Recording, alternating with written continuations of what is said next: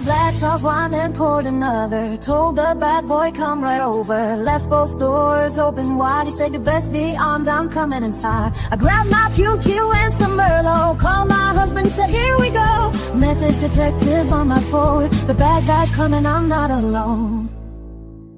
They're chasing me down the road, doing 140 in my Mercedes load. Call 911, but they're too slow. Gotta reach the cops before they know. 6 police cars on my face. Ski mask dude and a Honda Chase. I'll race them all with my V8 while calling Ralph, don't make me wait. He said slow down, I said no way. These hillbillies want me today. Pulled up to the station gate. The cops just stared and made me wait.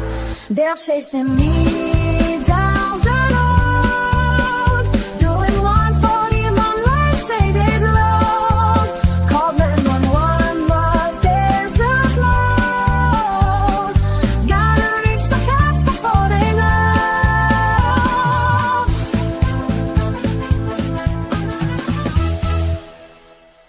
Met detectives at Tim Hortons, played the tape of all his warnings. Mad Dog said you did just right, while 9 more crates come out at night. Husband told him I'm not crazy, sent the cops home being lazy. Tomorrow getting faster wheels for when more villains chase my steel. They're chasing me down the road, doing 140 Mercedes load. Called 911, but they're too slow. Gotta reach the cops before they know.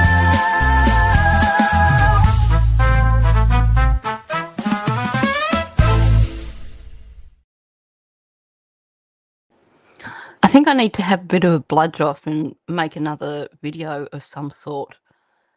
There's plenty of topics to choose from, but I think I definitely need to add to that playlist. It's been a while since I played that one, and in case you hadn't guessed, I didn't get a lot of sleep last night, so I thought I'd start with something to just get the brain cells moving. Welcome in, everyone. It's good to see people coming in. Sounds like YouTube didn't really do the notification thing again, so my apologies for that. It kind of goes through phases where it doesn't tell anyone that there's videos that are being released or live streams going live and stuff like that, and then it eventually fixes itself, so go figure. Now, there's a bunch of videos that I've dropped in the last 12 hours or so.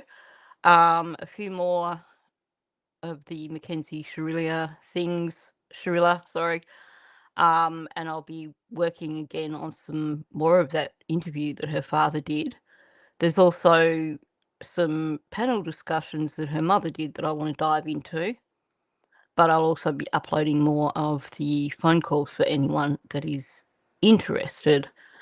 I did a few Jack and Lily videos that I uploaded.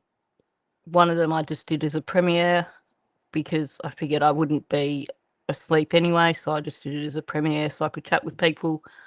And then another one that I dropped a few hours later. So I've got some people didn't get notifications, some did. Good to know some people are getting notifications. Definitely the last couple of Jack and Lily ones, there was one that I did as a premiere early this morning. Worth watching. I'd love to hear people's thoughts on that. I'm still back and forth in terms of where I think all this happened on the property.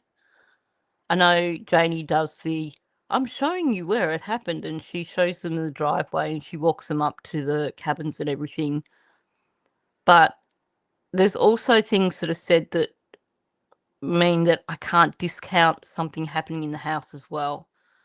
Although the slip up from Daniel where he was talking about reefing the door open from the inside does make me wonder if maybe it was something that did happen outside and the start of it was Daniel pulling that door open, ripping the door open, as he said. I'd really like to know, and I'm going to go through all the photos I have, all the images I have of the property from the early days, because I want to go through and see if I can find a bucket anywhere else on that property. Because that just, it hit me like a bolt out of the blue yesterday when I was going through reading the what was it, Globe and Mail article, and I saw the photo from when Daniel took people on a tour of the property within the first week, and having just done that live stream the other day where Daniel was talking about Jack walking around with all his bugs and things in the bucket, it was just like, it hit me. So anyway, I hope people do get a chance to watch that video if they haven't already. Oh wow, selling up and moving, that's a big thing to do. I hope you are settling in your new home, Brookie. It's always so much work there. I'm kind of should be putting more effort into trying to pack this place up. I would like to move into a place that's got better heating and cooling before summer. Well, Bonzo, you could be right. Maybe there wasn't one specific time or place. You know, if we're talking about two people that were on rugs, if we're talking about someone who potentially got really, really angry and lost control, then that could have been something that occurred over multiple locations. And I hope that one day we do get answers, because I think Lily and Jack deserve that, and I think the people who care about them really deserve that. So let's hope. I will be finishing off working on the Daniel conversation with Sunny today. So that'll mean that the whole thing will be done as a condensed audio. So far I've condensed 6 hours into, must be about 2.5 hours possibly. So I've just got 3 hours to go through now to condense, just to make it easier for people if they do want to listen through it again without having to listen through 9 hours of audio. Yeah, moving's never fun.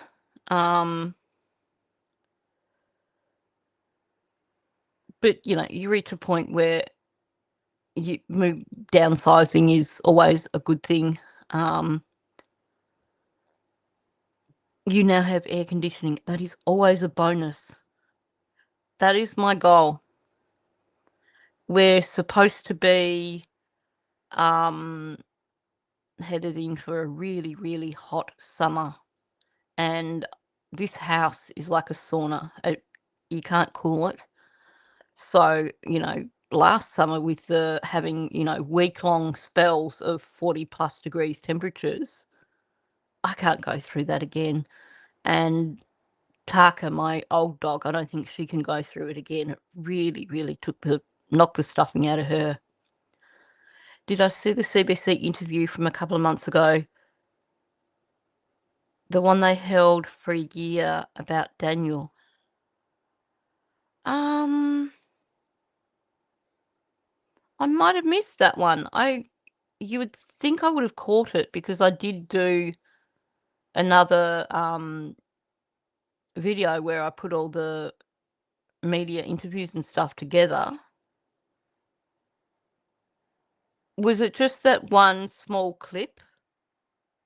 There was one news story where they just played one little clip from one of Daniel's audios that interviews that was something that hadn't been played before. Is that what you're referring to, or was it a longer interview?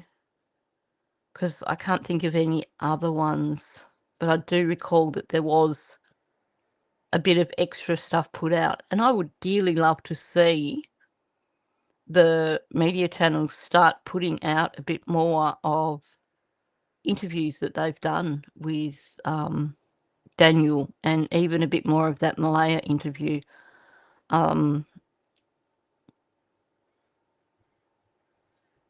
Yeah. Small Clip in the Rain. I will have to go back and find that one and watch it again. I think I saw it when I was putting together all the clips for the latest, this is the media from these months. And I may have played it briefly on a live stream, but I kind of forgot about it. So I'm glad you reminded me, and I will go and check on that after this live stream. Because you probably noticed while I'm working through and doing all these live streams, I'm also putting together compilations where I've put together everything that's been said on a particular topic. So, these things that I've been playing at the start of my live streams, I've actually kept them, and I need to add on to them from Sunny's live stream and from Charmaine's live stream.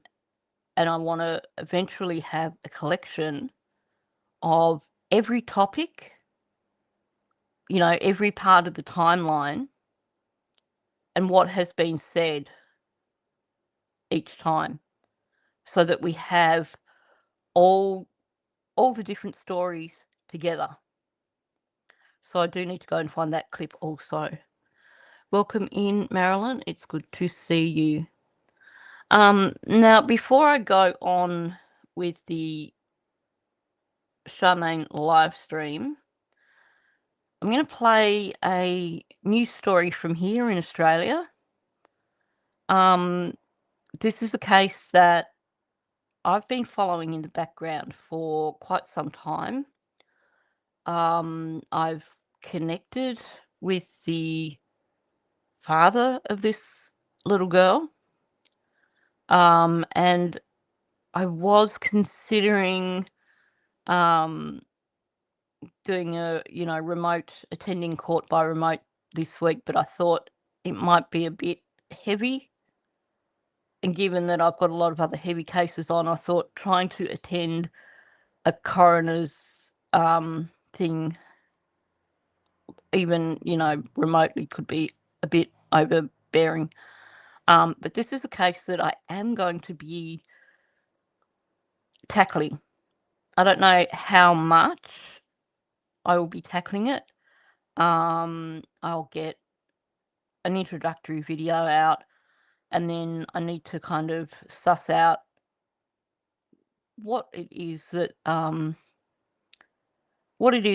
her father wants most in terms of public awareness. So I'm just going to play this for you, and then I'll give you a bit more of a rundown, and then we'll get on to Jack and Lily. Sense of justice today for the family of 10-year-old Biddy Porter, the little girl killed on a Gunnedah property by a 14-year-old known to her. Finally, the start of an inquest into Biddy's death, looking at the killer's mental health and the early warning signs that were missed. Bridget Porter, the 10-year-old they called Biddy. 6 years after she was murdered, an inquest, and finally the chance for her family and supporters to get some answers. It's talking about all the systemic flaws that sort of occurred up to Bridget's death that could have been prevented, so that's a big part that needs to be looked at and changed. Biddy was killed by a 14-year-old girl who can only be identified as XR. The teenager was found to have carried out the killing but deemed not criminally responsible due to mental illness. A year before Biddy was killed, XR killed 6 chickens on the family property. 6 weeks before the murder, she told her mother if she hadn't killed the chickens, she would have killed her mother and father while they slept. Also telling a friend, I tell my parents I want to kill someone, but they don't take me seriously. The day before Biddy was killed, XR chased her around with a knife and suggested they play serial killers. XR's father, whose identity also remains suppressed, said he never had any concerns his daughter would harm Biddy. He said he never suspected any mental illness, nor did he think there was any urgent need to get help. 1 week before Biddy was killed, XR was taken to a GP. He told her mother, she seems like a normal teenager. You've got nothing to worry about. Mark Burrows, 9 News.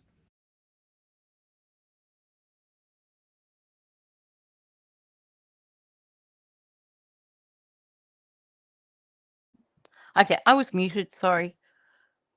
It's a mind-blowing case. This happened 4 years ago.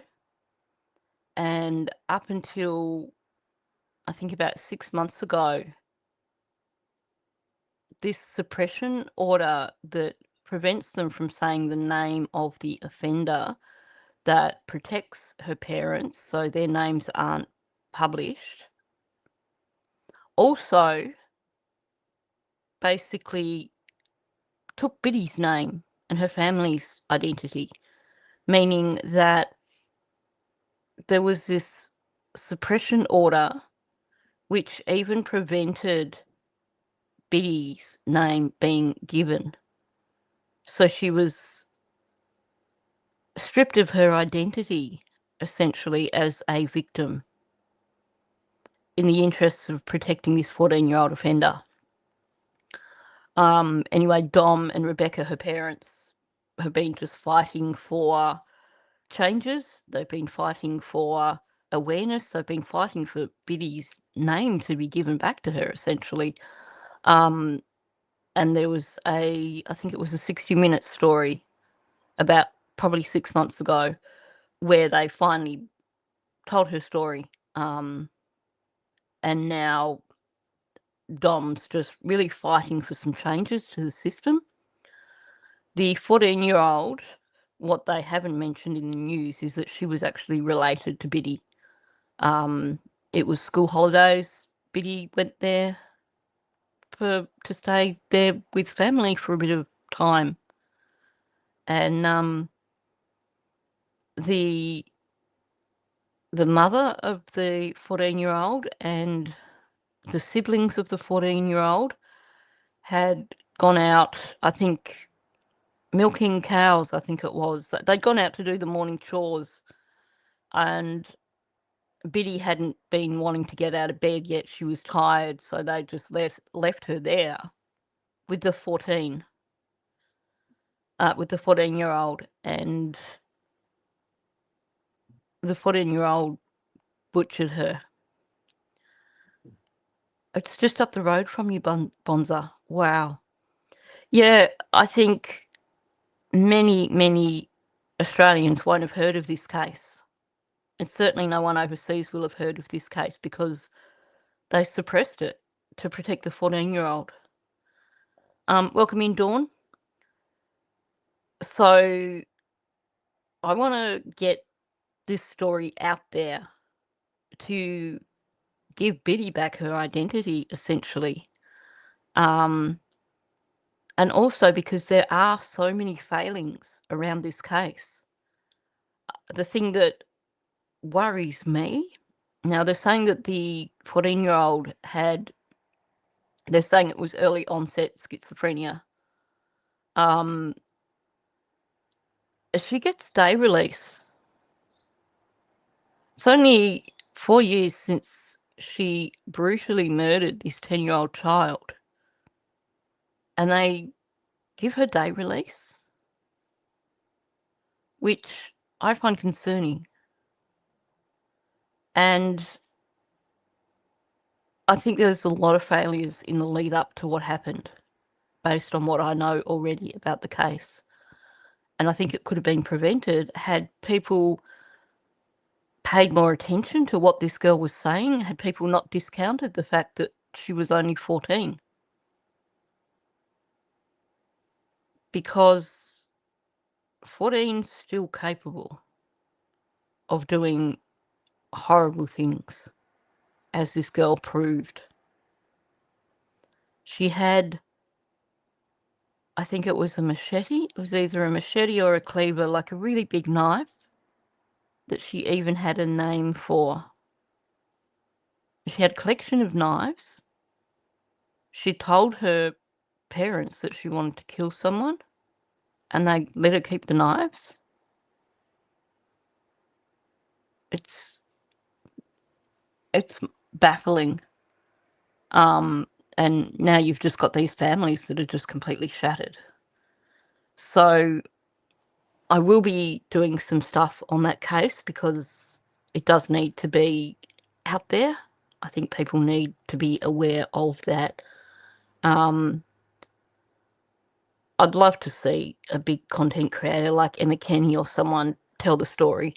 And, you know, maybe I should actually recommend to Dom that he contact Emma Kenny and ask her to cover it, because she'll do a real deep dive into the case, you know, within the limitations of what can be said. But she can access paperwork and stuff that us mere mortals can't. Yeah, I think most parents would be concerned if their kids said something like that.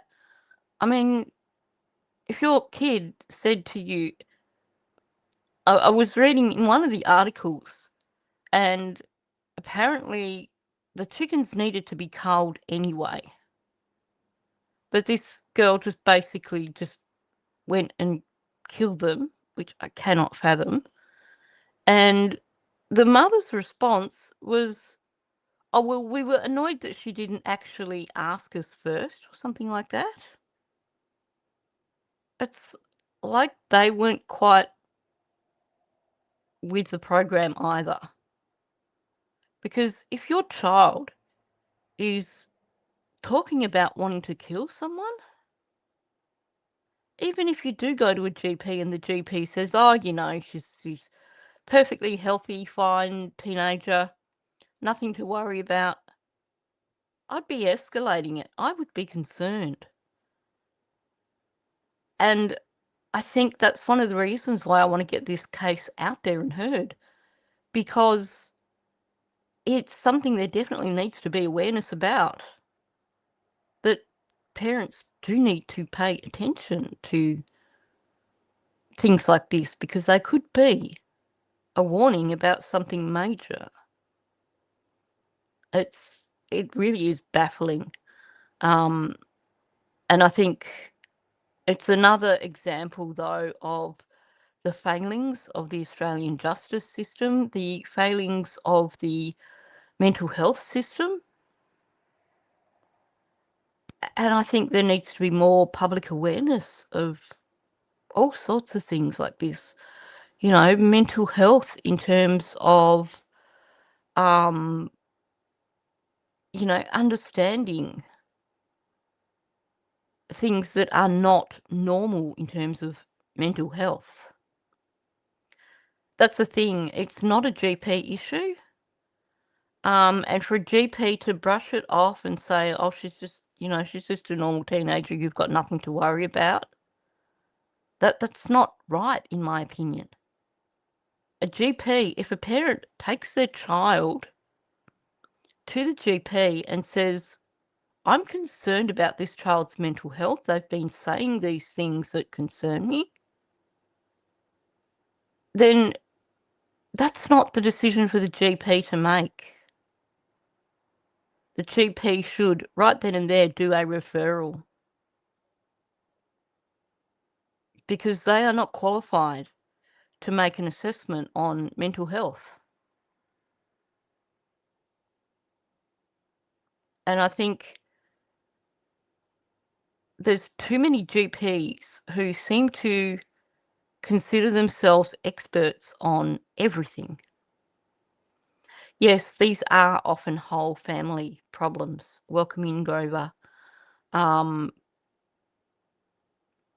think you just have to look at so many of these cases. I mean, just look at the Mackenzie Sharilla case at the moment. I mean, the interview that her father did recently, the one that I'm working through, that's mind-blowing. Paula's just released some more body cam footage from an incident, or a number of different lots of body cam footage, but there's one particular lot of body cam footage from an incident after the accident, and the father, Steve Sharilla, was becoming verbally aggressive and told one of Davion's friends something along the lines of, you know, you'll be lucky to live the rest of your life or something, and it was a threat. It's, you know, there needs to be more accountability, I think. I know a lot of people got upset when the Crumbleys, after Ethan Crumley's parents got convicted, but I actually thought that that was a positive move.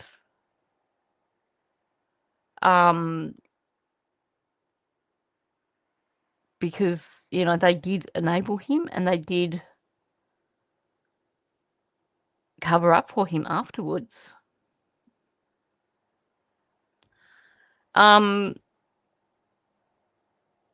Dawn, I understand where you are coming from, but I have always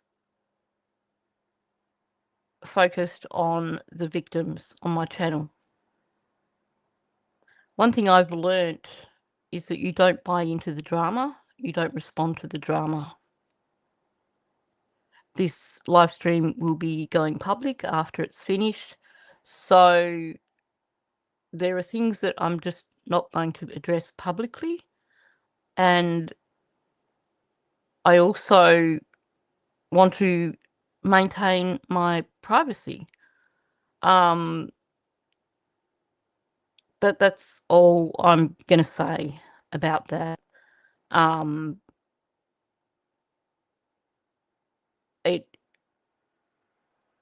It would never end well.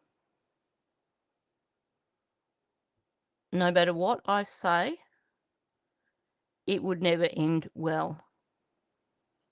It would only be fueling the flames for other content creators. Yeah, Grover, so common. You hear of a crime and then you come across the family or other members, you know, the parents or other family members, and you see where it comes from. I mean, Brian Laundrie, what's his name? Maddie Soto. God, I covered that case for so long and I've just forgot his name, which is a good thing. I can see his face, but I forgot his name and I don't even want to think of his name. But yeah, it's so often the case. Okay, let's get on to talking about Daniel. So I'll put this up and we'll watch a bit more of this video. As far as the kids' Yeah. scent goes, is it true that the kids' scent was followed by with a scent dog to the end of the driveway, or is that just something that has been passed along? Can you talk about where the scent dogs tracked the kids? There was 7 search dogs. There weren't 7 search dogs, by the way. I don't know where he got that from. I think probably he's read an article where maybe they've like done a combination of, and they've basically added up like the dogs that were there during the search and the the human remains detection dogs, but there were not 7 dogs there in that search. Yeah, Dawn, the victims have no rights. It seems to be the case. More and more often, it seems to be skewed in favour of the offender. And thanks, Grover. Yes, it was Stephen Stearns, and I don't know why his name escaped me, because I covered that case every day from probably about 5 or 6 days after Maddie went missing, just before she was found, right up until that mongrel pled in court. And then I had to stop. And like I said, I would like to still come back and talk about Maddie. I feel like justice wasn't served, but I did have to take a break for a while because I was just so heartbroken that he was allowed to plead no contest after what he did. It is self-care to forget him and his name. It's one of those things where so often you hear more of the offender's name than the victim's name. That's why quite often when I'm talking about cases like that, I refer to them just as their last name. Like, I just refer to him as Stearns quite often, or, you know, well, just that example, because it's just trying to, strip them a bit of their identity. It's something that I noticed that Emma Kenny does in her videos, and it's something that struck me, and I thought that is one way of just giving a bit of dignity for the victims, to not afford the offenders their full name. Yeah, that's the thing. When the victim doesn't get a rerun, and yet the perp gets affected, the one thing that really, really gets to me every time is the case of the little toddler in the UK. Now I know that those boys were, 10-year-olds, and I can't, the name has escaped me. But the little boys, the 10-year-old boys who took a toddler and killed him, and their identities have been protected. And one of them reoffended, not as seriously, but when they were released as adults, one of them, Bulger, the Bulger one, from the supermarket, and those 2 boys got protected. And, people don't want people like that in their community. And the girlfriend of Huntley. I've got no names coming through in my brain today, but the girlfriend of Ian Huntley as well was given a new identity. And yet it seems like she was part of the crime. It's just unbelievable that people get protected. And you see this case with little bitty Porter, where we didn't even know the case had happened.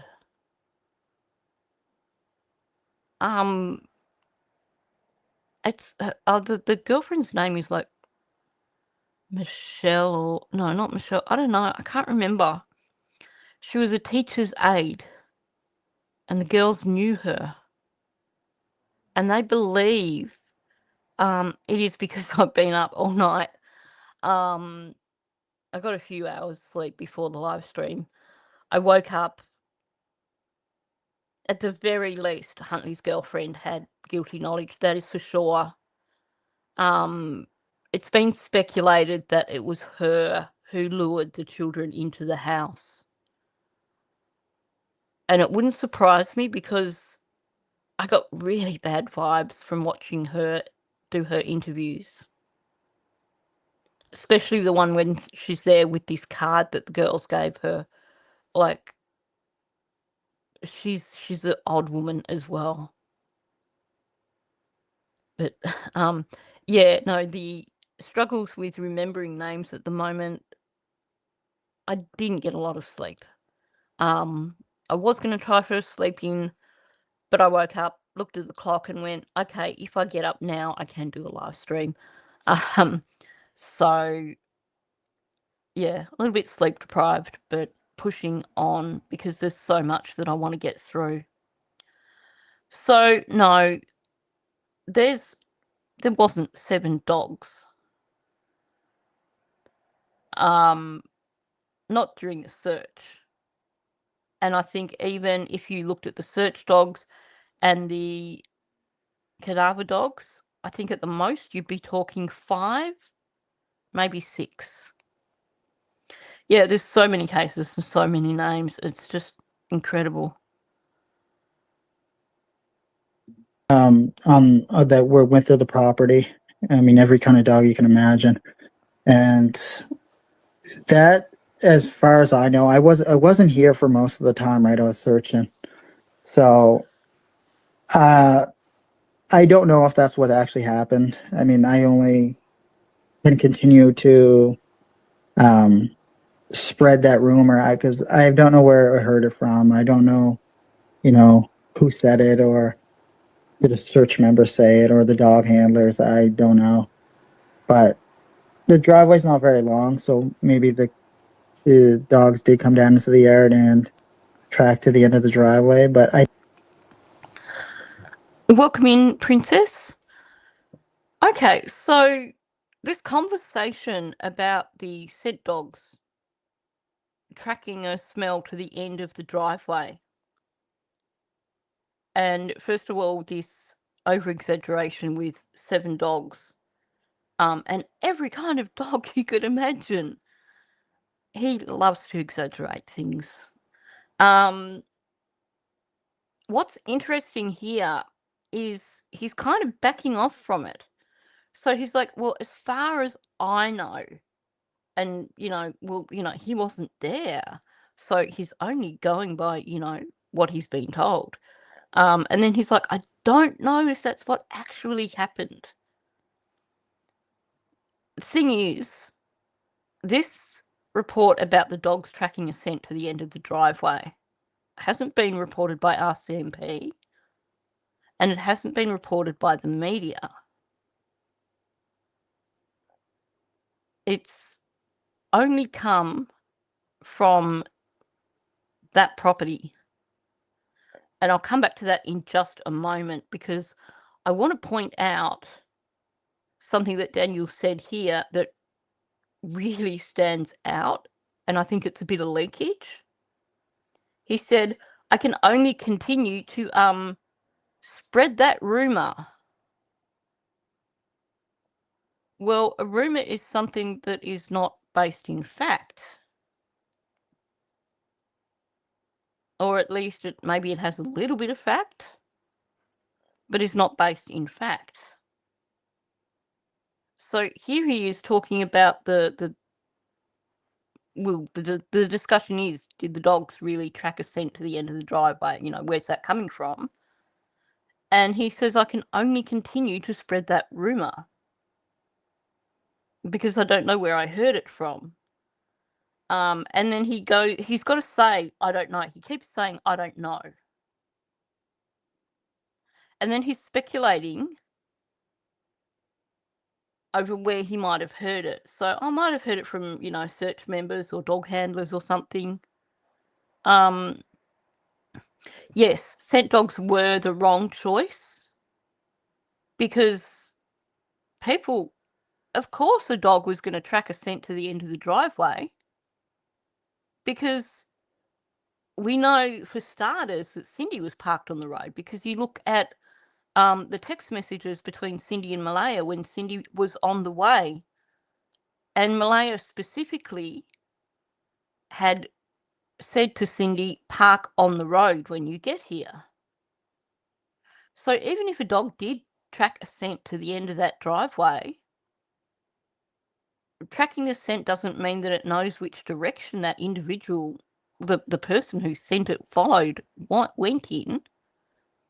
It just means it was tracking a recent scent of a human being. So if you've got people arriving on that property who are parking on the road, then it was probably tracking their scents. So they did need scent-specific dogs. Dogs that are trained to search for one scent. But see, here's the thing. Maybe a dog did track to the end of the driveway, but the irony, big irony here with Daniel saying he doesn't know where it came from and that, you know, he can only just continue to spread the rumour. This is something I asked Belinda about months and months and months ago. And it was Daniel who started this story going around. He's the one that told Belinda that they tracked a scent to the end of the driveway. Like, he's going here, I don't know where it comes from. I can only spread the rumour. And yet it sounds like it started with him. Yeah, the dogs would have been great for that other search where they were searching for the kayaker. Also, in the instance of little Darius, the autistic boy that was off with his family camping, because it wouldn't have been a heavily scented area. But to have just air scent dogs come in when you have probably maybe a dozen people on the property already, and to think that they're going to actually find an individual scent, it wasn't a good choice. I don't think the only dogs that would have been effective on that property would have been scent-specific dogs. Don't spread rumours, Daniel. Yep, that's what's causing him trouble. You are so spot on. Okay, and then we get to the next bit where Daniel is an expert, of course. And I may have repeated that. I'm sorry if I did, but there was so many scents in the yard and in the driveway. I don't believe that to be possible. And due to the fact that I'll explain how. Actually, before he says that, I wonder if he's been called out on this by detectives, or maybe because of the story that he's about to share, maybe enough content creators have pointed out that, well, if these dogs aren't actual tracker dogs, then tracking a scent to the end of the driveway is meaningless because of the multiple people on the property. Because he's definitely backtracking here. This was something in the first few months that was really being pushed hard. And I think it was because it was convenient for them in terms of their abduction story. It's like, well, let's push this narrative because this supports the idea of Malaya putting them in a vehicle. Daniel now has to backtrack for some reason, and I think it's either because he's been called out enough by content creators, or he's been called out by law enforcement or something. But this is when we get his BS story. Search dogs work. The way Search Dog works, and this was told to me by Commander of Operations of Search and Rescue. So they have the most knowledge on every aspect of how a search is conducted, followed through, and how they use the technology to search. Search dogs, the way they work is they go into an environment where they detect scents that either linger in the air, or they linger to an object or item. And they can detect detect odors that are not natural to the environment. So say if you walked out into the woods, Melissa, that dog is able to search down and detect you because your smell is not natural to the woodland or forest or that environment, and they're attracted to that. Well, they Because also go off the most recent scent, but were they scent Mhm. specific? Were they tracking Jack and Lily's scent specifically? Like, did they have a piece of clothing that they, got the scent from and tracked specifically Jack and Lily, or no? Commander of Operations assured me that what you just described, that's how they do it in movies. In real life, the way they do it is based on what I just said. They put He's so full of crap. Dawn, you've got a pretty awesome name. I think it's cool. It stands out. It's unique. I wanted to run it right through to that point. Now, first of all, I haven't watched it, but I know that Michelle After Dark did a video going quite some time back where she spoke about the different types of scent dogs.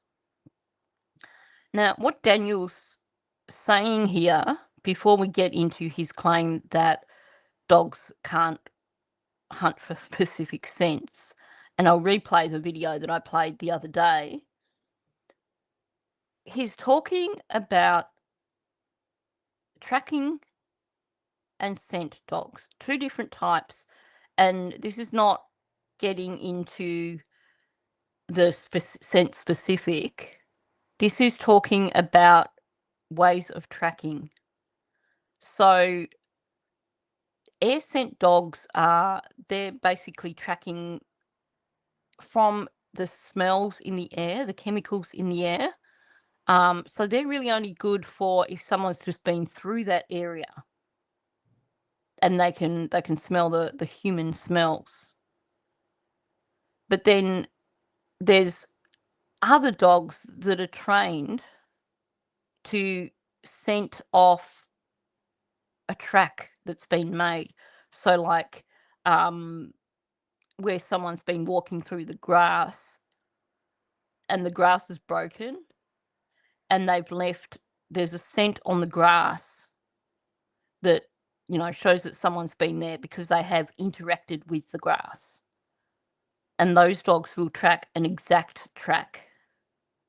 So there are different sorts in terms of, ground scent and air scent. Now, that's not something that I'm really, really familiar with. I just know that there is a difference. Air scent dogs are not necessarily going to track the exact track that a person made. They're going to smell for the smell of a person. And they're not going to necessarily stick to the track. They're just going to go and follow the direction of the smell. Whereas the dogs that track an actual trail based on the smells on the ground, they will follow the exact trail that a person has taken. And I guess the application there would be if you are tracking someone and you're looking for evidence at the same time, I guess that's where that would be useful. That's my understanding of it. I will try and find the link for Michelle's video and I'll link that with this live stream for anyone who is interested and wants to get a better understanding, because I know she played a few different clips in it and I think there was a better understanding given there. But now Daniel, when he's been asked, well, were they scent specific? He's like, oh, that the commander of operations assured me that, what you described, that's just how they do it in the movies. Dogs can't really scent just for one person. Well, I'm pretty certain that the commander of operations wouldn't have told him that, because that would be complete utter BS. Because it's not truthful. This clip that I played the other day is only like a minute long, so I'm gonna play it again for anyone who missed it. But also, on the off chance that Daniel decides to watch this live stream, it might educate him. Is natural for the dogs. We don't really need to teach them how to do it. They're born with that capability, and at ages of 1 week to 2 weeks, even before their eyes are opening, as little puppies, they're showing tracking capabilities. They're born with this instinct. We can't teach it. But what we can teach is how to target certain people and how to work in a myriad of conditions and environments. So that's what we're going to do. To begin with, we have to target the human that we're looking for. Every person has their unique individual odor that's different than other people. Okay, and the dogs can actually know which odor to follow and to find based on the presentation of a scent article. So, Daniel, you are full of crap. You are not an expert. You think you're an expert. Whoops. And they search. Sorry. When you bring it back up on stage, you can't pause it when you bring it back up. He's full of himself. He thinks he's an expert on everything. Welcome in, Jerry. Okay, I need to rewind that just a little bit then, because it did play on. So we'll go from there. But yeah, so Daniel's completely wrong. Yes, dogs can track specific scents. That's why you have dogs that are trained as rug detection dogs at airports. That's why you have dogs who can actually sniff out hidden electronics, which that is mind-blowing. But again, it still comes down to specific scents. Even down to human remains detection dogs. That is still very scent specific.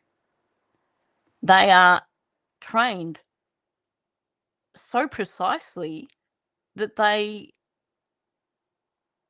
will completely ignore scents that come from animal decomposition.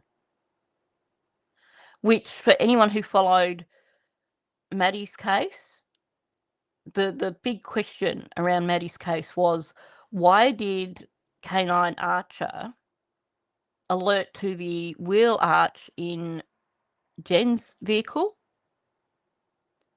but not to Stearns's vehicle? Why did it not appear to alert to Stearns's vehicle? And my belief there is the story that we heard from Chris Stearns and Deb Stearns, where they claim that that vehicle was their poodle ambulance. Oh yeah, and weapons. Dogs can also scent weapons.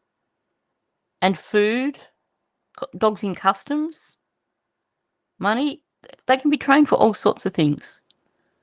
But going back to Canine Archer, my belief is that when you hear Chris Stearns talk about the poodle ambulance, and he talks about how that's the one they use to transport the dogs in when they take them to the vet or whatever, and he's like, so it's got dog puke in it and yada yada, and we know that they dock the dogs' tails. Like Deb Stearns breeds poodles and they have their tails docked and things like that.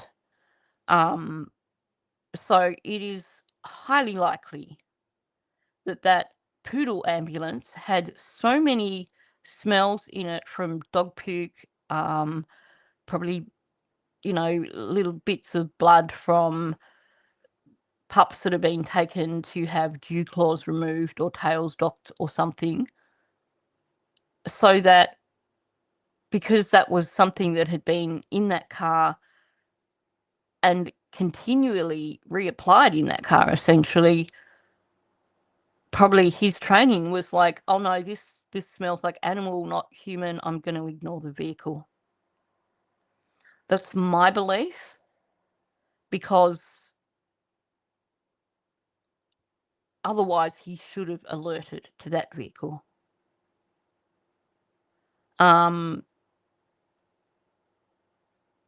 So I think, maybe a more experienced dog would be able to ignore the smell of, like, animal cells, blood cells, vomit and stuff, and also respond to human remains smell.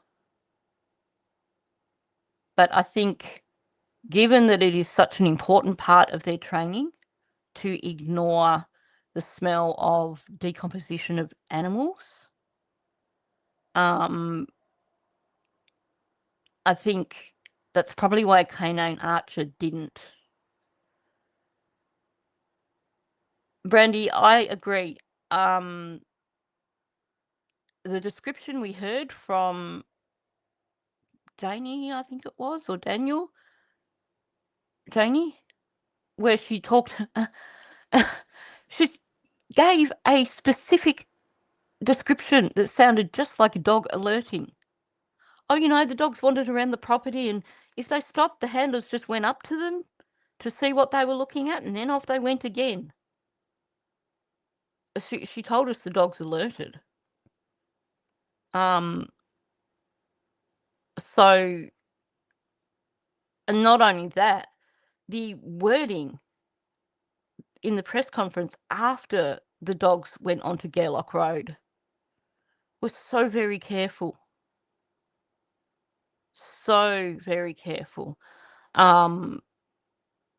They kept saying that the dogs had not found human remains.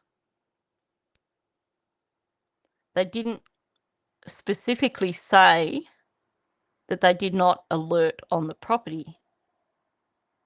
And then there was some gobbledygook along the lines of, if the dogs did not alert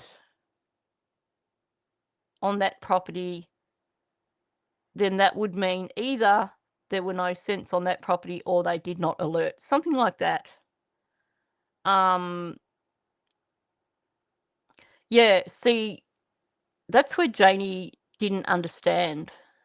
She presumed, and a lot of people do, I think, don't understand when it comes to human remains detection dogs. Yes, the ultimate goal is for them to find bodies, but they're trained to find any evidence of decomposition. And the thing is, that begins immediately when a person dies.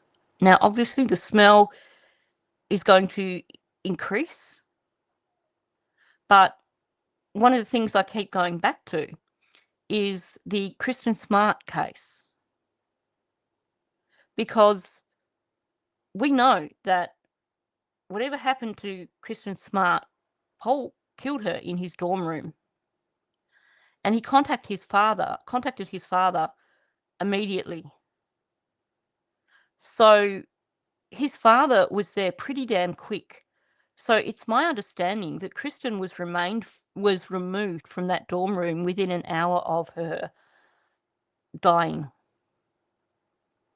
But dogs still alerted in that dorm room,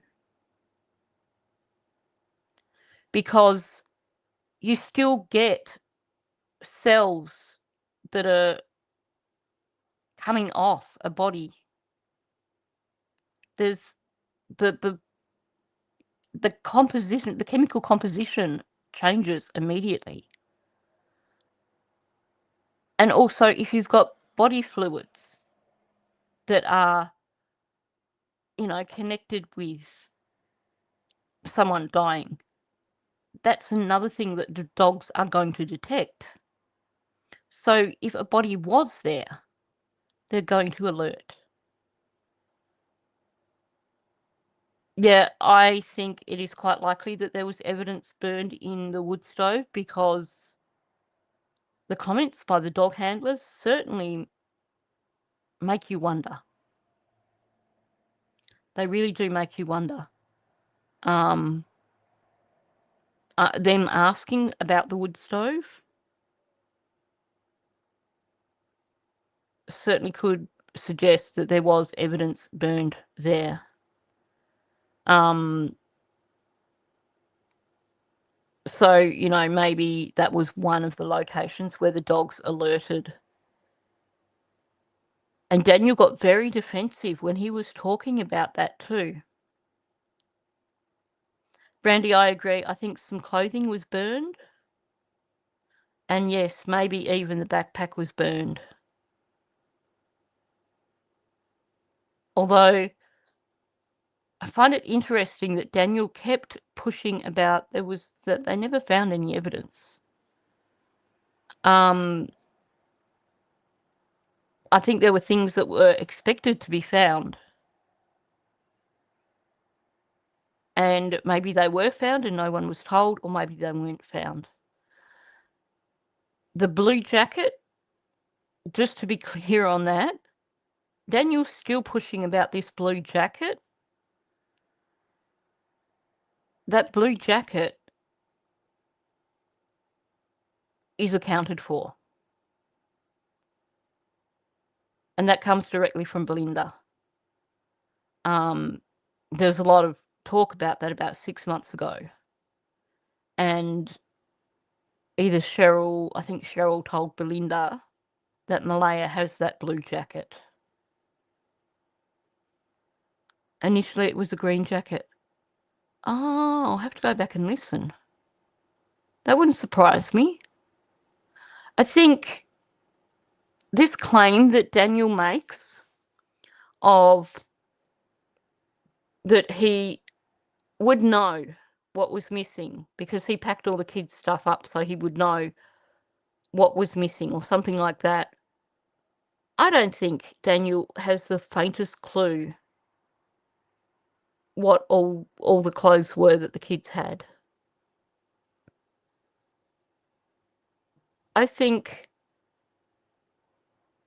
given he can't even talk about what television show they watched, what their favourite food was, I doubt very much that he would know all their items of clothing and know if something was missing. I think Daniel did at one point say that the jacket had been found after Belinda came out. This is probably going about 6 months back, when Daniel was first talking about the jacket being missing, and Belinda was also asking about it, and then Belinda came out and said, no, the jacket's accounted for because Malaya's got it. And I do think that rings a bell. I do think Daniel did come out and say, oh, the jacket's accounted for. But he seems to have forgotten that. Yeah, Brandy, I don't believe anything Anita says either. The problem with Anita is that I think all her stories come from listening to other people's content or reading it on Facebook. When you listen to her with her stories about Cindy and Wade and the baby, she involves herself with everything that we know about even though all those things happened over a 6-week period. And we know she wasn't there for 6 weeks. There's debate over whether she just babysat the baby for 2 hours or whether she was there for 5 days or whether she was there for a week. But it seems like at the very most, she was there for a week. She is over-exaggerating her role there. She's giving so many stories that you could not pack into that period of time. But she also is like, you know, she's adamant, oh, I was there on the Sunday after the children went missing. But she was also apparently the one that drove Malaya and the baby to the reserve. And she was also there. She'd been out somewhere and she got back and Cindy told her about the Asian guy who rocked up to buy a trailer. That just doesn't fit. Because Malaya went to the reserve with the baby 6 weeks in. So if she was there on the Sunday, then it doesn't fit with her also driving Malaya to the reserve with the baby. And as for Tint, that was closer to August. Yeah, Brandy, I think that's the most consistent information that I've been able to get pulled together is that she came into the situation week 3 and was not there for very long. Oh yes, she is the Forrest Gump of Nova Scotia. Oh my gosh, that is so true. Like Forrest Gump present at every event ever. Oh my gosh.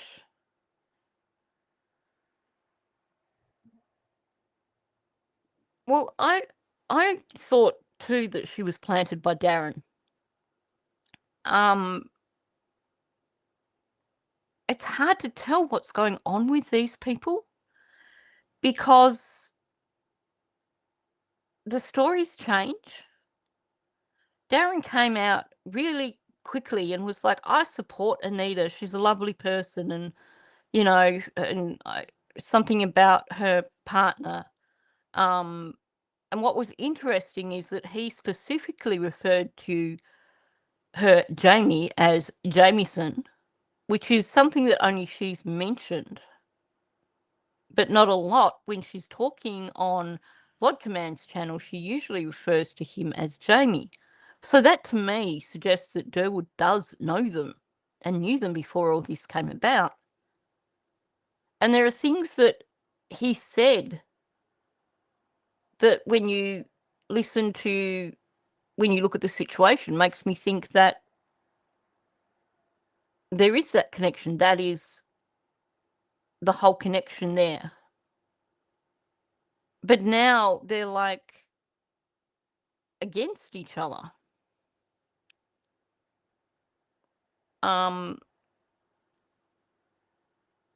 There's so much BS going on in the background. And I think there's so many connections that we either have seen, or that are being hidden from us. And I really hope that when convictions are handed out, that all these people that are part of Project Obstruction get arrested for their role in this. Because they are making the job so much harder for the Major Crimes Unit with all their BS. Because even though it's pretty damn clear what they are doing, that they are trying to steer a narrative. Unfortunately, it's still making work for the Major Crimes Unit. It's still giving things that they have to investigate. Because if they don't investigate these stories that are coming out, they leave the door wide open for any defence team to create possible, a possible scenario of, well, here's an alternate thing that could have happened. Because if you can create reasonable doubt by saying, well, this story was put out there and it hasn't been resolved,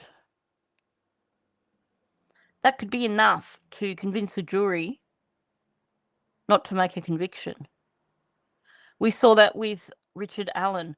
The efforts that the defence went to try and create this possibility of all these other things happening.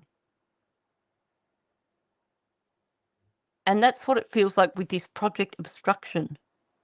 They're getting in ahead and creating major nightmares for a prosecution team if the Major Crimes Unit don't investigate all this crap that's coming out. Yeah, it is Saturday here for me. It is nearly lunchtime Saturday. Oh, it's 11:15, but RCMP have gone very quiet. And I hope it's a positive thing.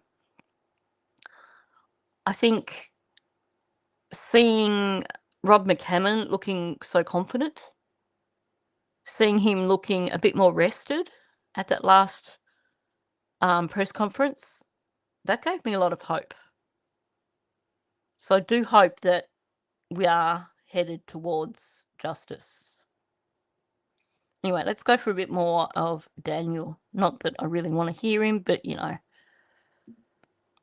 The way they do it is based on what I just said. They put the dogs into an environment and they search for any scent that's not natural to that environment, right?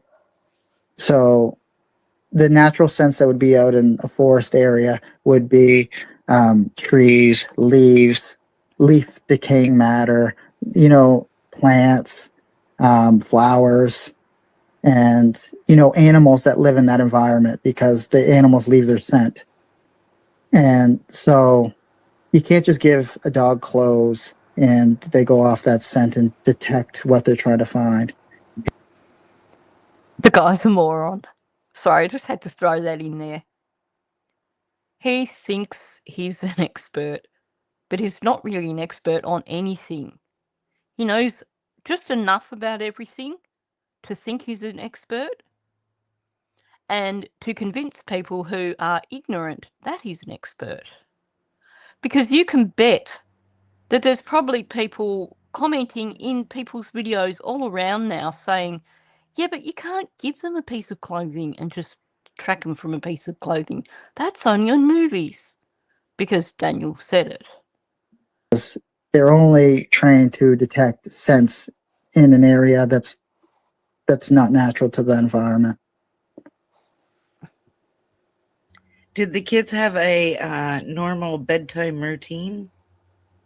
Like brushing their teeth, taking a bath? Yeah, Malaya would brush her teeth and they would brush their teeth and they would take a bath first or sometimes shower, right? Jack loved going in the shower and he liked the water coming down on his face. He loved that so much. And he used to have so much fun in the shower. And yeah, he just loved the water coming down his face. So the shower he loved or loves. I know a lot of people pick on me for the past tense, so I like to always clarify that after I say it. But yeah, they had a routine. I don't think he's got any idea what the bedtime routine was. Yeah, they're standard things you would expect. She brushed their teeth, and he says that twice. And they take a bath or a shower first. In terms of Jack liking the water coming down his face, what's really interesting there is the rhythm of how he's telling that sounds just like Cindy when she was talking about how they liked going to the beach and playing in the sand. And I think this is something he's just grasped at. He's heard Cindy's story, and now he's adopted it as Jack likes the water running down his face. The thing with that is that we know Jack had sensory issues. That video, the birthday video, where they did the Halloween theme, what you see in that video is Jack getting upset because his hands have got dirty. And he got quite distressed there over his hands being dirty. And you see somebody, maybe that was Paddy, leaning in to comfort him. If a child has sensory issues, then having water running down their face is likely to cause panic. Yes, these kids apparently enjoy going to the beach with Cindy. And there's some lovely photos that I've got of Jack playing with water. But these kids aren't kids who have grown up at the beach and are at the beach every day, you know, out there with their surfboards or their paddle boards, and they've grown up in water on a daily basis. These are kids who got to go there as a treat, got to go to the water park as a treat. My next question to Daniel would have been, do you know if the children can swim? Because for a 4-year-old to be comfortable with water running down his face, I would only expect that if he'd been having regular swimming lessons where you teach them to put their face in water, because it's not a natural thing for children. So I think that story is more based on Cindy's story. Grover, I agree. Something is off with this whole thing. The Jack in the shower and the water running down his face thing, just something about that is just not, doesn't do it for me. And I don't know if it's because we've had all the other water references, and that kind of takes us back to that point of the speculation that they are buried somewhere near water, and then hearing this comment about water running down his face. It takes me to that realm of wondering if it was some sort of punishment, because that is the sort of punishment that you hear in situations where you have a step parent whose punishment basically tips over into abuse. Welcome in, Vibes. Good to see you here.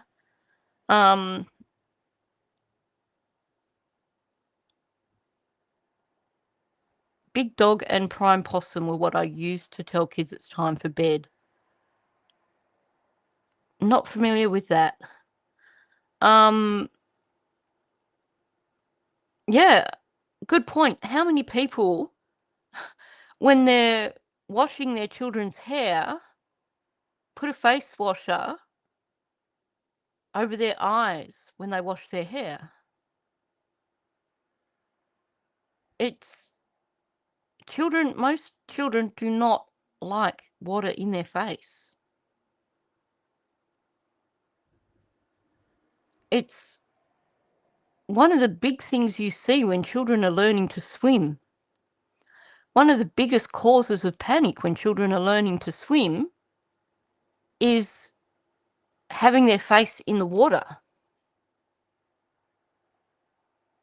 It just, this whole thing that Daniel's saying, it just makes me really uncomfortable. But I do feel that it's very vague. They brush their teeth and they have a bath. Well, do they have a story?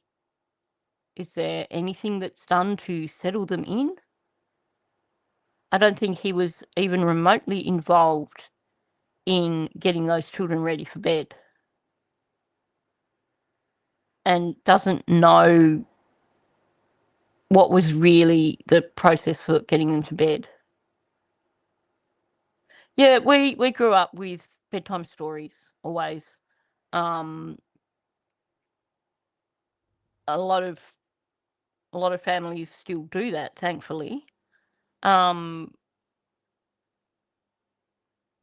Yes, they do. They have these wiser things for kids to help them tolerate having their hair washed, being in the bath and stuff like that.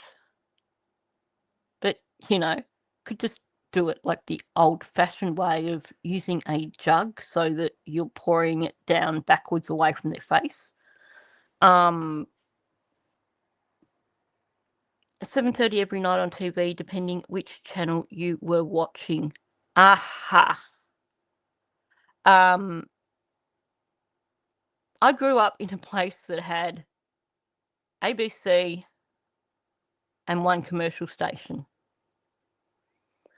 up until I was in my teens. So a lot of programs that other people in Australia got, we didn't get. We were 2 years behind with A Country Practice. And then when they brought in a new channel into the state and they changed the programming and everything, they suddenly skipped 2 years ahead with A Country Practice to bring it in line with all the other states. So we missed 2 years worth of whatever happened on A Country Practice. And there were all these new characters. For those of you who don't know what A Country Practice is, it is possibly one of the best ever Australian dramas. It was on 1 or 2 nights a week, I think it was originally 1 night a week, then it was 2 nights a week. And I think pretty much everyone in Australia watched it. My generation grew up watching A Country Practice, and I think there are countless Australians who will tell you that they are still traumatised.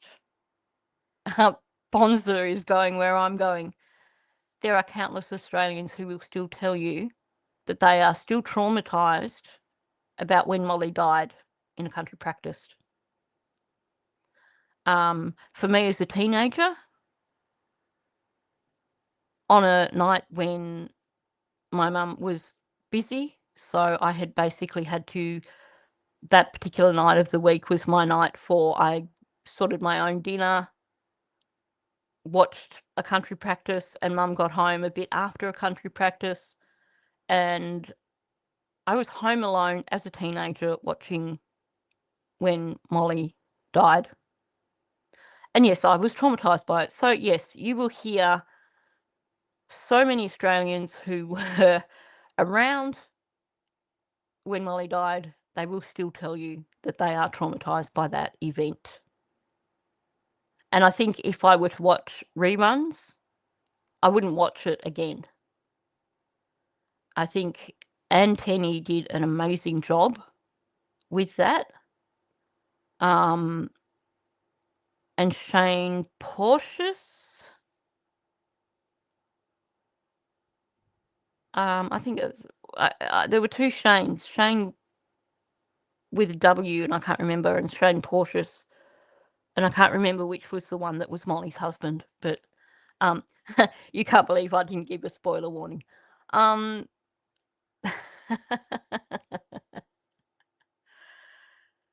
Well, if you happen to be watching a country practice from way back then, I apologise.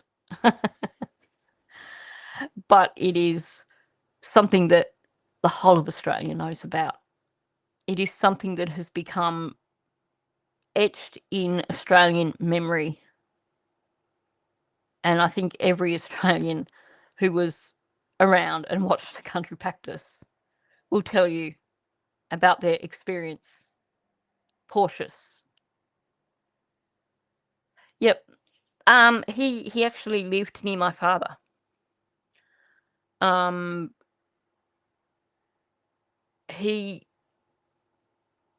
think it was him who used to catch the same train as my father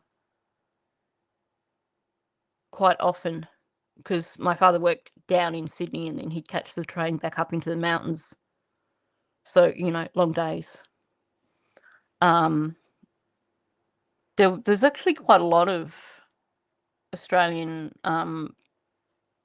actors and that who lived up in the mountains.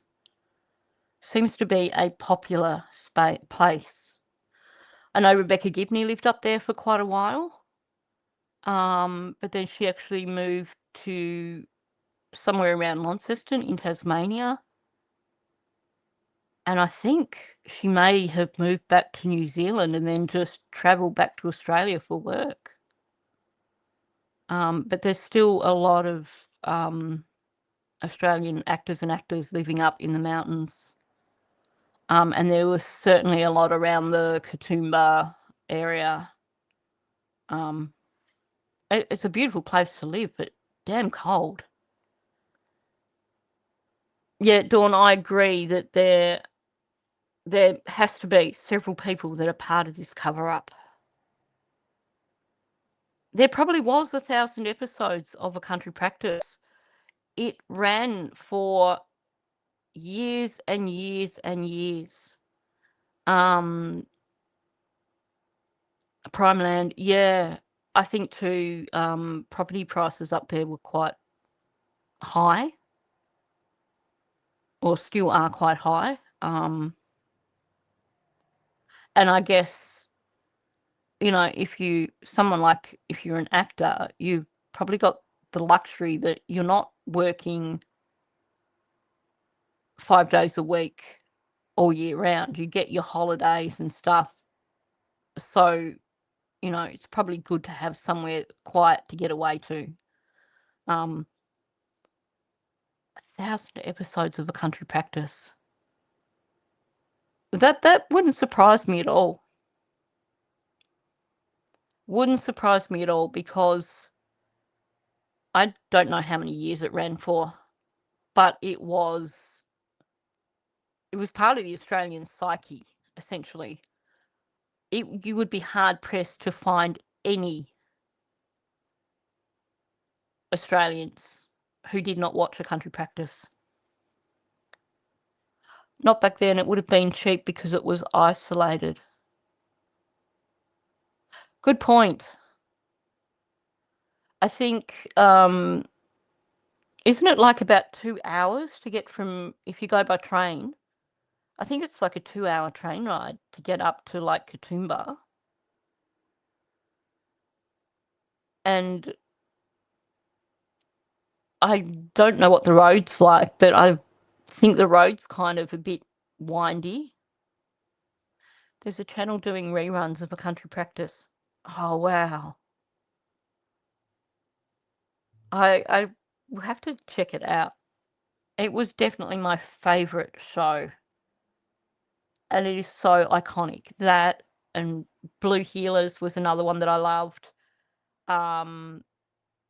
Water Rats was good for the first few series, and then it just kind of just became boring. And the one with Sigourney Weaver, not, yeah, is it Sea Change? And I can't, yeah, seriously brain dead. I really need to try and get more sleep. Sea Change, absolute brilliant Australian series. It's a much later one, and there were only so many series of it. I think they only did like 3 or 4 years, but that was brilliant as well. Let's get back to Daniel, because he's doing this whole thing of trying to give the Kingswood country. You're not taking the Kingswood. Oh my gosh, that is going back. Anyway, for those people who aren't Australian, I should probably move on, because you're probably sitting there going, what the heck? I don't think Daniel gets what really was part of the routine. I don't buy this thing of Jack with the water running down his face, because it's not a normal thing for children. And again, he's got to try and apologise for using past tense. He's so conscious about it. And again, I feel that is a sign of that he feels some sort of guilt. Do you ever hear Belinda apologising for using past tense? No. Because she knows that we understand that she believes her grandchildren are no longer alive. So she doesn't feel the need to apologise for it, because she knows that we understand where she's coming from. Daniel, it's a sensitivity there.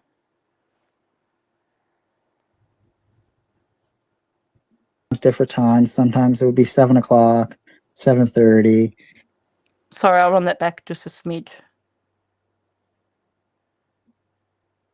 Always clarify that after I say it. But yeah, it was. They had a routine. Sometimes different times. Sometimes it would be 7 o'clock, 7:30, 8 o'clock.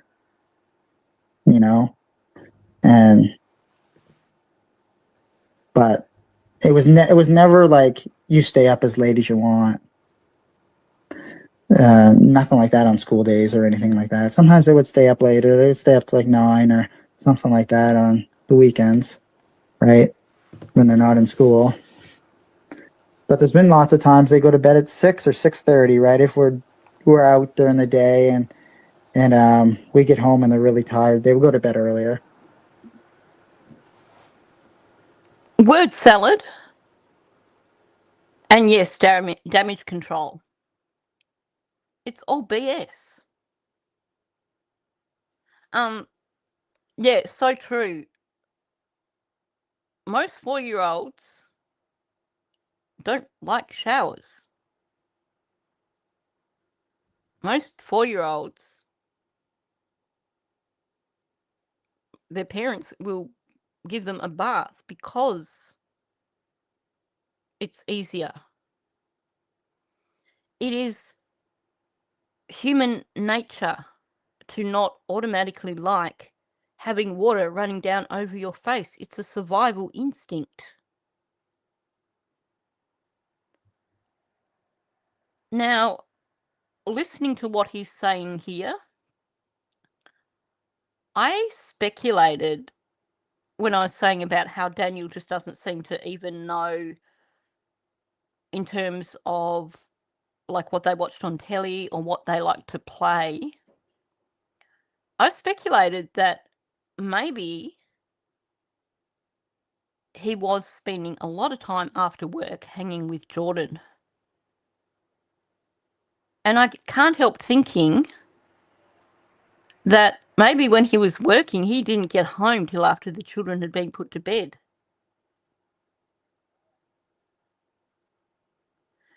Yeah, a lot of people their children won't tolerate showers until they're, you know, heading into double digits. I think here in Australia, we have compulsory learn to swim for grades 3 to 5, I think it is. And I think, you know, I mean, most people live within a bull's roar of the beach anyway. So during summer, you learn to have water coming across your face because you get tumbled in the waves plenty of times at the beach. I could possibly count the number of times that I got tumbled by waves playing at the beach as a child. But unless your child has had that exposure where they spend a lot of time in the water, a lot of time swimming or stuff like that, it is just not natural to get water, to be comfortable with water in your face. Daniel has given 20 million different times in terms of when they go to bed. Oh, sometimes 7, 7:30, 8, you know, or, you know, like 9 sometime, or 6 or 6:30. Like, bingo, pick a number. It really makes me think that he was not present when the children went to bed. To us country folk, the beach is a human washing machine. Yes. Yeah, bingo. Neglected children don't have a routine.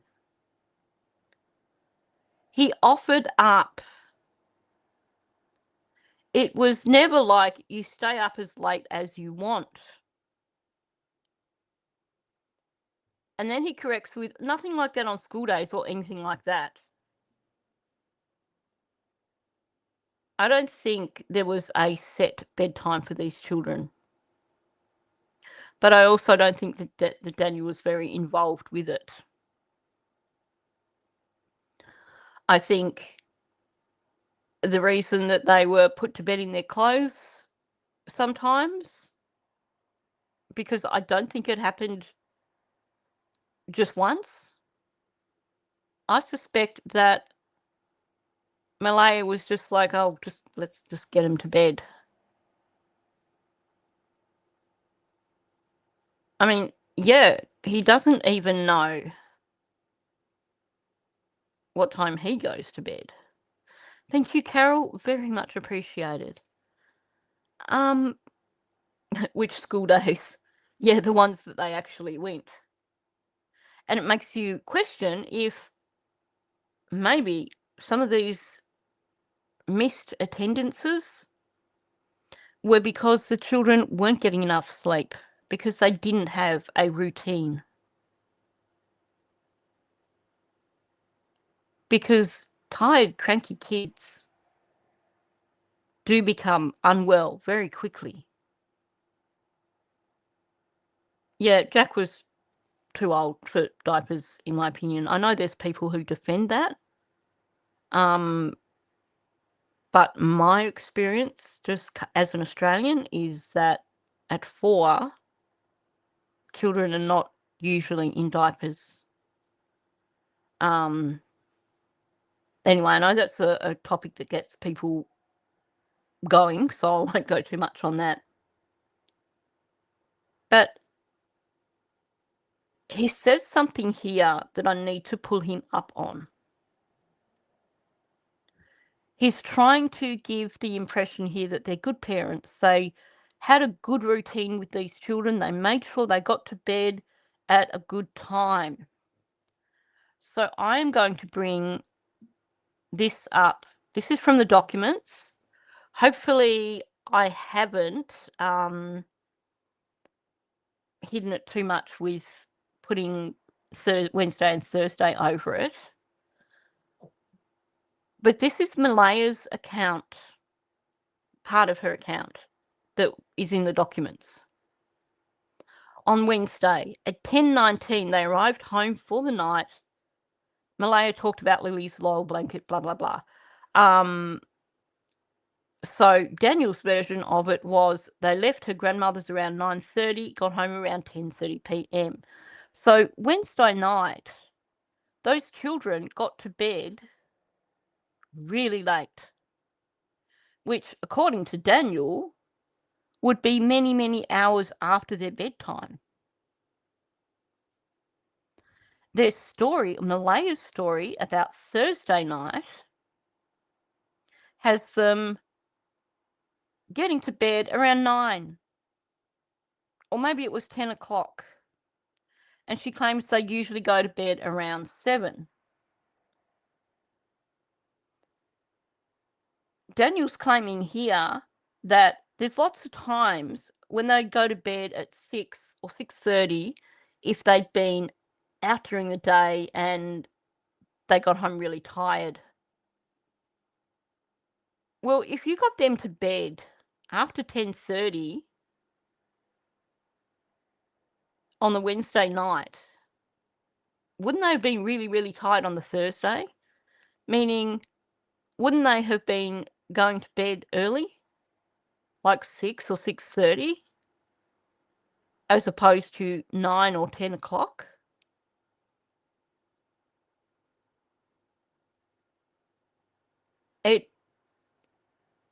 His story here doesn't match with what Malaya has told them. Yes, she says 7:30, and that's the first one that he gives. Sometimes it'll be 7:30, she gives 7, he gives 7, 7:30, 8 o'clock. But he's claiming that if they're tired, they go to bed early. Well, if they went to bed on Thursday night, they would have been tired, and yet they didn't go to bed early.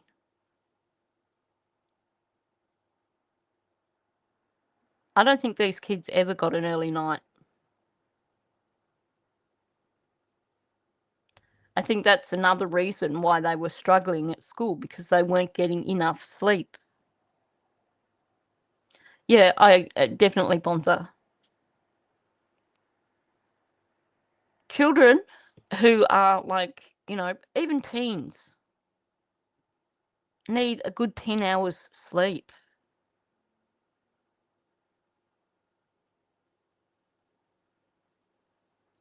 They have been trying so hard to put forward this idea of being good parents.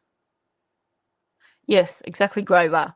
They're not the type of kids we tell them not to go outside unless we're out there with them, watching them. These kids had no routines. Sounds like they had no supervision unless Janie happened to look out the window of her RV and noticed that Jack was out there and he'd removed his boots. These kids were ignored. The way Daniel's faffed around here certainly makes me believe that there was no solid routine in place. I question how often they got a bath or a shower before bed, because we've heard that they quite often turned up to school dirty. Yeah, children do need a routine to give them security.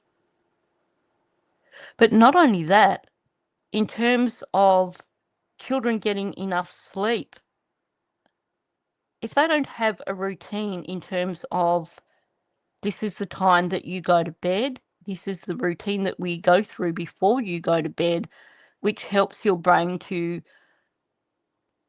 start getting ready for sleep, then they're never going to have a good sleeping pattern. This is why there are now places that offer sleep clinics for parents with young babies. it's about establishing a good sleep routine for those babies. So you hear of people who have twins and are struggling because, and you hear this so often. One twin will be awake and you get them settled down and get them back to sleep finally, and the other twin wakes up. And you can have this situation where a parent of twins is majorly sleep deprived because the twins are doing this tag team thing of waking up through the night. And quite often, these parents will be referred to sleep clinics now, which is basically where they go and they're given a routine is established with the babies, and the parents are given support to establish that routine to get them in a better pattern. Yeah. Oh, wow. A 2-year-old and a newborn having opposite sleep schedules. The level of exhaustion, it's a form of torture. I have so much respect for any parent who has had children close in age or twins and gone through those years of sleep deprivation.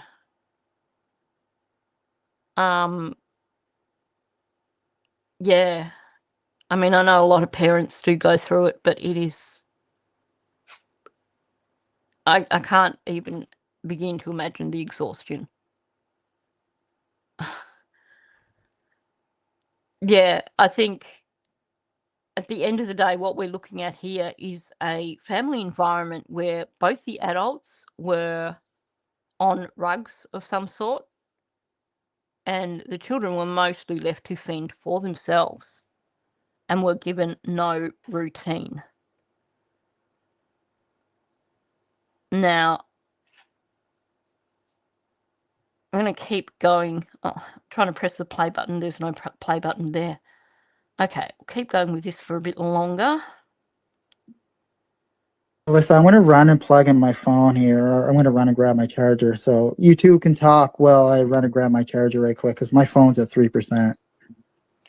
Funny how he always has to like run and plug his phone in, or run and pee, or run and grab a drink when he's doing these interviews. If it die on you guys. Not this last search, but when Belinda found the blue blanket and the sweater and the bath mat, we determined that, and we were able to figure out who the sweater and the blanket belonged to, but not the bath mat. Did you guys own a blue bath mat and have it in your trailer the night that the kids went missing? Or well, no, we did not. And you know, when that was brought to my attention, and I get messages about it, and I heard about it, and people tried to accuse me of doing all that stuff. It's just going to pause for a sec and put a tune on, because the battery's dying in my iRig, so I've got to change a battery. So just a quick sorry.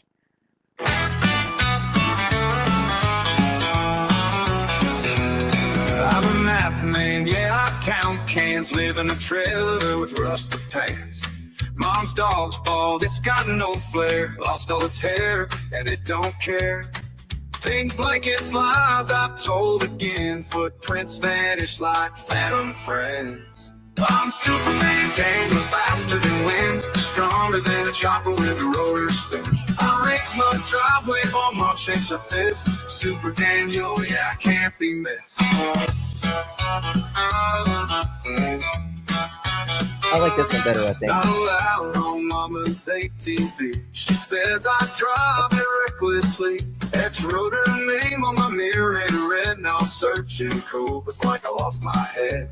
Dirt roads, rivers, waist high deep. Virginia slins, I puff and leap. I'm Superman, Daniel, faster than wind, strong longer than a chopper when the rollers spin. I rake my driveway for my shakes or fence. Super Daniel, yeah, I can't be missed. No, on Mama's ATV. She says I drive it recklessly. X wrote her name on my mirror in red. Now I'm searching coverts like I lost my head. Dirt roads, rivers, waist high deep. Virginia Slims, I'm Puff and Lee. I'm Superman Daniel, arrogant and bold. Strutting pop lines in the cold. Working day to week at the sawmill grind. Super Daniel, yeah, I own my time. I'm Superman Daniel, arrogant and bold. Strutting pop lines in the cold.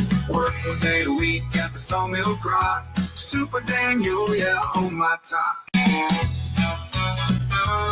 Even with me running through the woods over the head of the helicopters and head of the drones and stuff like that. That's a good one. Okay. I do find that a little bit amusing that after me giving Daniel crap over him having to go and put his phone on the charger and saying, yeah, he always does that, suddenly the battery's dying in my iRig. Justin and Daphne are doing an awesome job, I have to say. I haven't had a look at this new case that Justin's covering. I've just got so much to focus on that I just haven't gone to his live streams with that because I don't think my brain can take any other cases right now. But yeah, they're just doing a great job, I have to say. In terms of the burn pit, it's as you turn onto, and I wish I had maps that I could bring up, as you turn onto Lansdowne Station Road, it's right there after you go through. There's a little bridge. You come onto Lansdowne Station Road and there's a little bridge.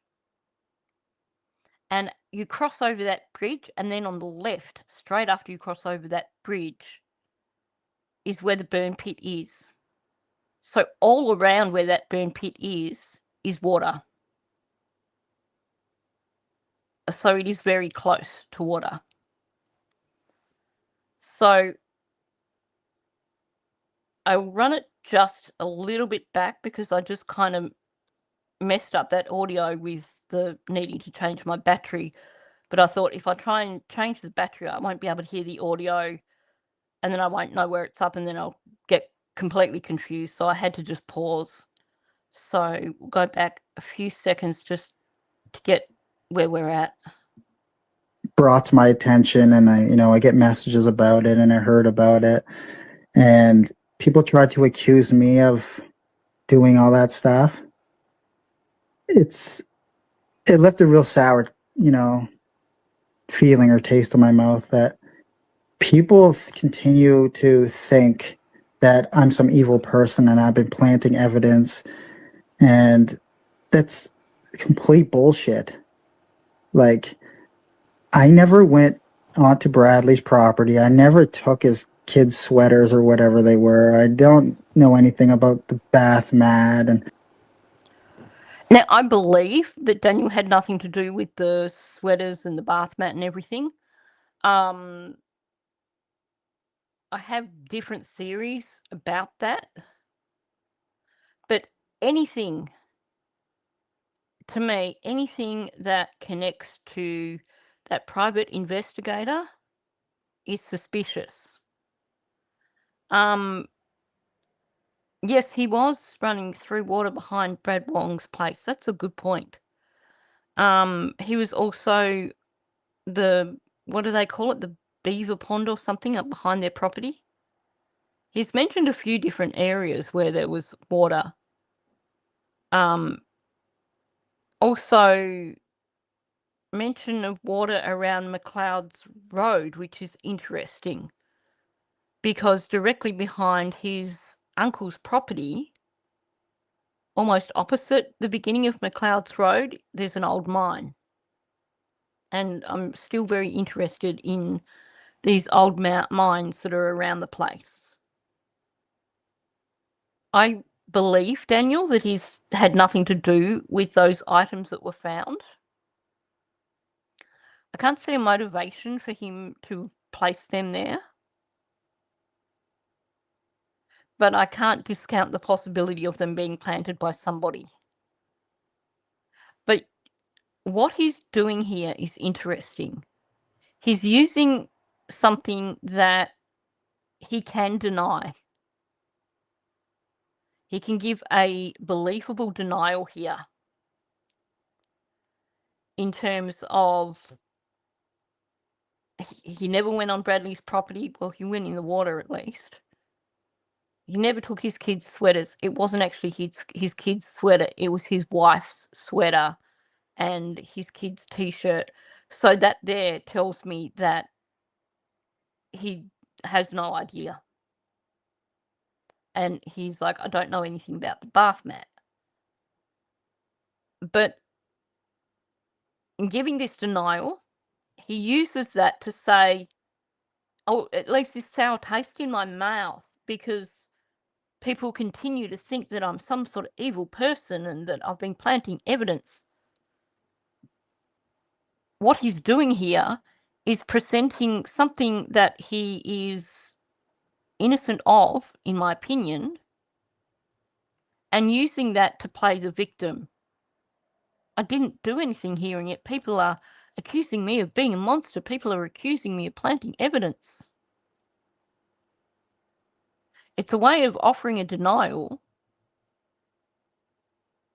for the things that he is guilty of. It's a way of deflection. Now, in terms of, I don't think anyone has outright called him evil. This is something that he keeps coming back to, referring to, saying that people are calling him evil, people are saying he's a monster. I think that is his perception of what they're saying. Because aside from a few content creators who clearly don't understand the bounds of decency and do outright accuse him of being a murderer or a killer, most of us are simply saying things along the lines of that we believe Daniel did something to those children.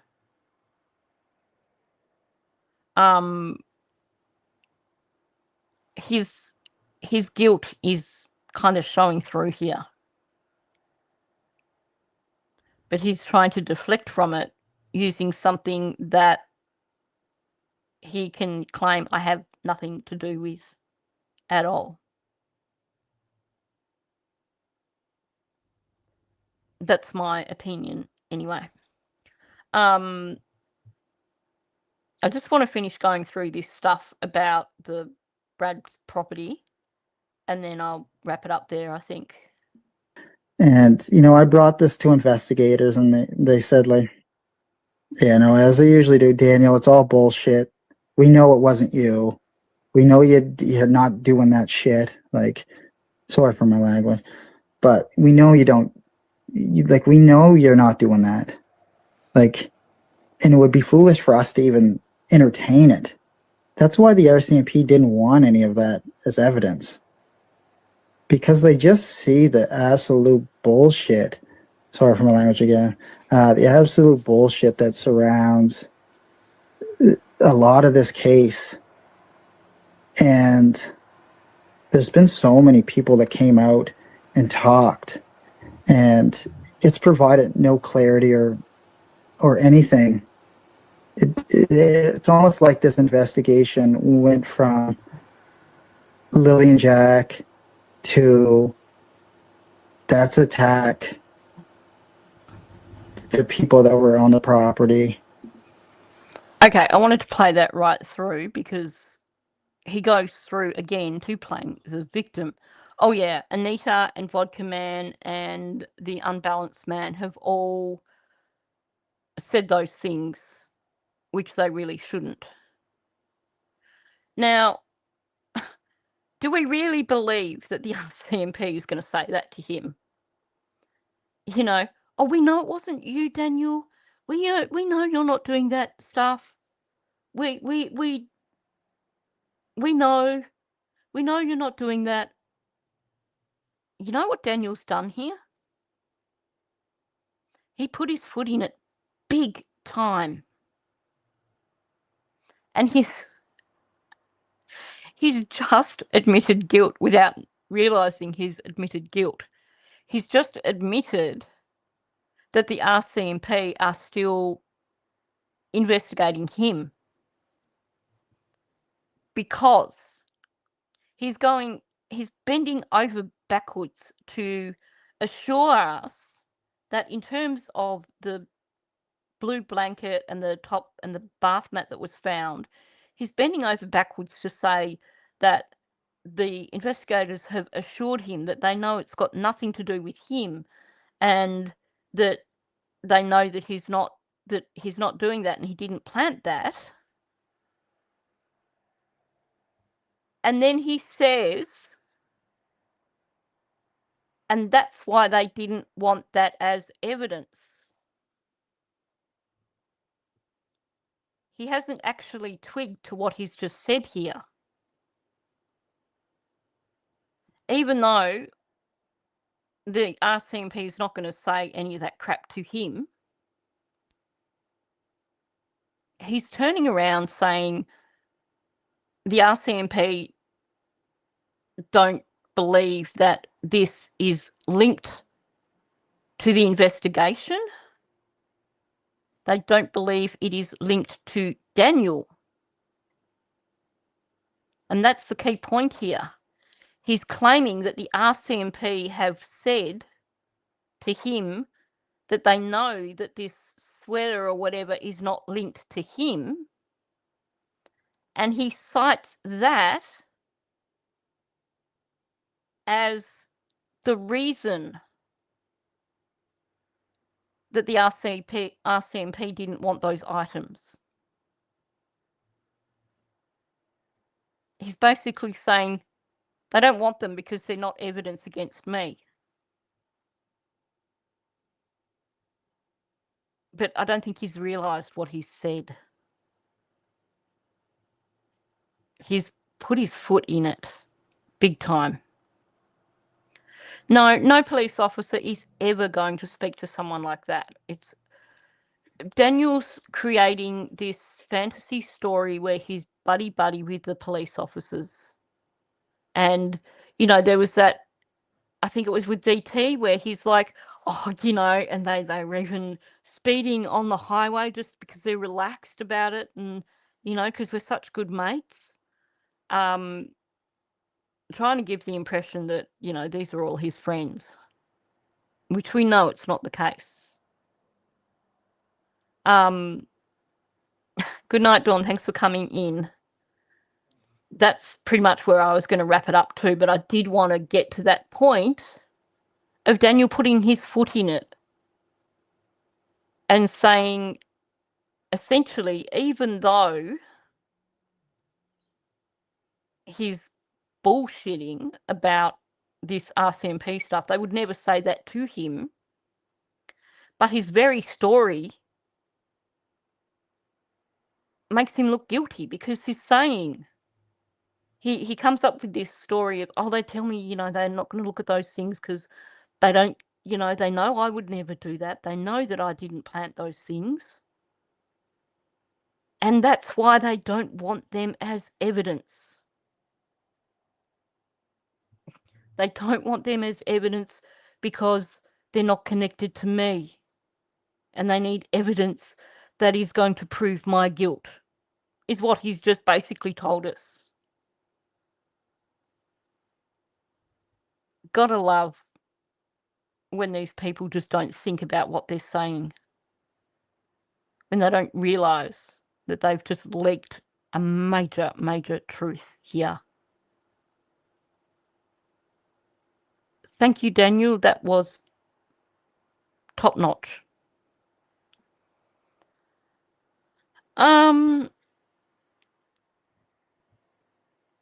I think that someone else who is trying to create a narrative for their own means planted it. But I'm just going to leave it at that. But it does seem that all this kind of odd stuff does trace back to individuals who claim to be professionals in their fields, allegedly. Okay, I'm going to wrap it up there. I know it's getting late for a lot of people and it's heading towards lunchtime for me, and I've still got so many things I want to get done today. So thank you so much for coming in. If you haven't hit the like button, please hit the like button on the way out. And if you're listening on replay, please leave a comment below because that always helps out. I will link that. I'll find that Michelle After Dark dog video and link it. So if anyone is interested, they can go and they can watch it. Because when she does do explanations like that, she does do a good job. So, like I said, I haven't had time to watch it, but I trust that she's done a good job of it. So on that note, thanks for coming in, and I'll catch you in the next one.